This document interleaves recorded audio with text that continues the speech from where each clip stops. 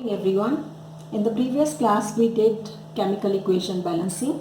Now in today's class we are going to start with the limitation of the drawbacks of a chemical equation. Now limitation or drawbacks means in a chemical equation it does not show us the following points. For example, this is a drawback in a chemical equation that physical states of the reactants or the products is not clear. When I talk about physical state, it is solid, liquid or gaseous state is not clear in a chemical equation. Second point is direction of the reaction. Now the direction of the reaction means if the reaction is going forward or it is going backward. So it is from the reactant side to the product side or from the product side to the reactant side is not clear in a chemical equation. Third point, conditions required for reactions. Conditions means if it requires temperature, how much amount of temperature, or pressure, how much amount of pressure is required, or catalyst is needed or not needed, or you can talk about promoters also. In certain chemical reactions you need these promoters, but these conditions are not clear in a chemical equation. Next is the nature of a reaction. Nature of the reaction here, it means whether the reaction is exothermic or endothermic. It means heat energy is released or taken in for the chemical reaction to take place. Fifth point is whether any precipitation is formed in a chemical reaction or not. Even that part is not clear in a chemical equation. Sixth drawback is whether any gas is formed or not. For example, if hydrogen is formed or oxygen is formed or any other gas is formed, it is not clear in a chemical equation. And the last one is the time taken. Time taken means whether the reaction is slow or fast. It is again not clear in a chemical equation. Next we are going to start with the removal of these drawbacks or the removal of these limitations. So next is removal of drawbacks. Here some of the drawbacks of a chemical equation can be removed as follows.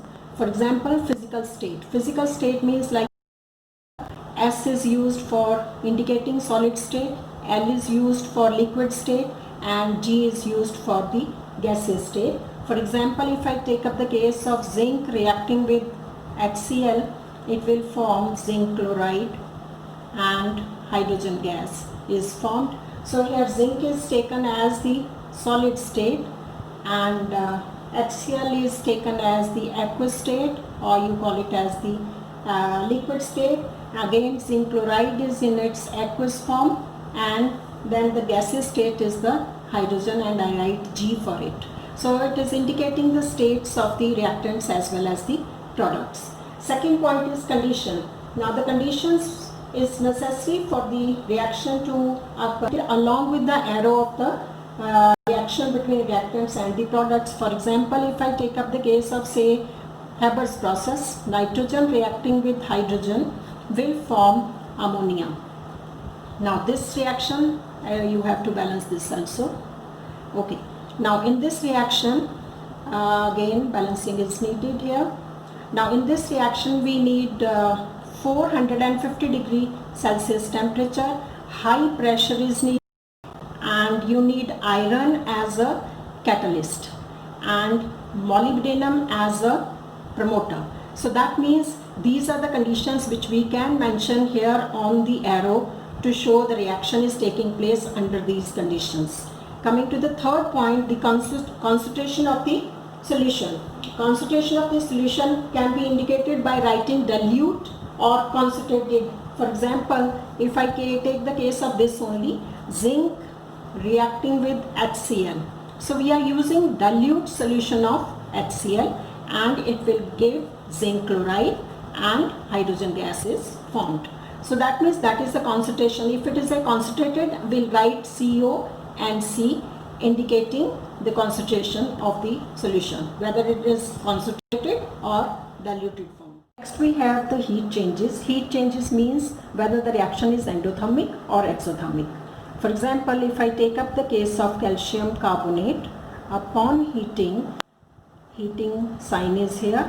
So it decomposes into calcium oxide plus carbon dioxide Now, if the heat is evolved, the sign plus heat is written with the products, but here I have written the sign heat with the reactants or on the arrow. That means the heat energy is absorbed by the reactants and you call it as the endothermic reaction.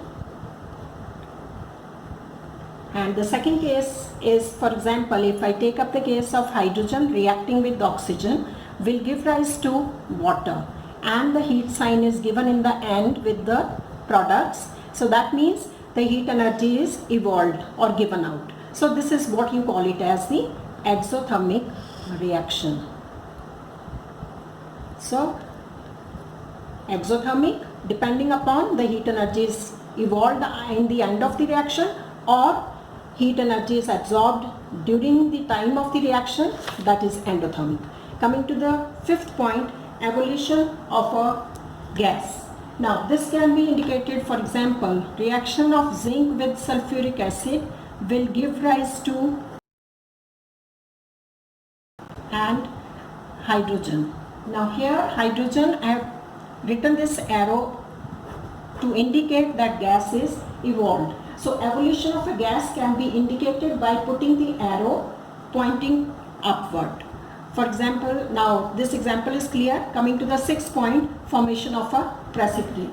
Precipitate means whenever the precipitates are formed, arrow pointing downward is written with the word where the precipitation is formed. For example, if you have silver nitrate, that is aqueous form of silver nitrate will react with sodium chloride in its aqueous form, aqueous state, and the reaction will take place, will lead to the formation of silver chloride, which is in its solid form and it is precipitated out. So I am pointing out this arrow downward. It indicates the precipitates are formed of silver chloride along with sodium nitrate in its aqueous form.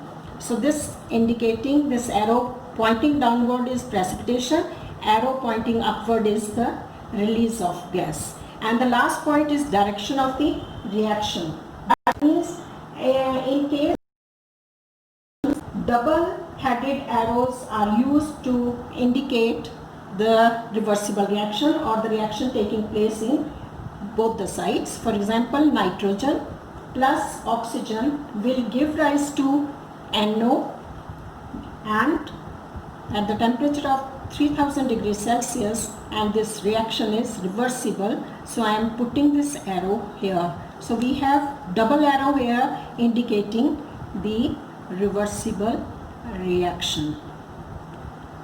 That's all about this chapter, and we have finished up the first semester syllabus for class 8 chemistry. Thank you.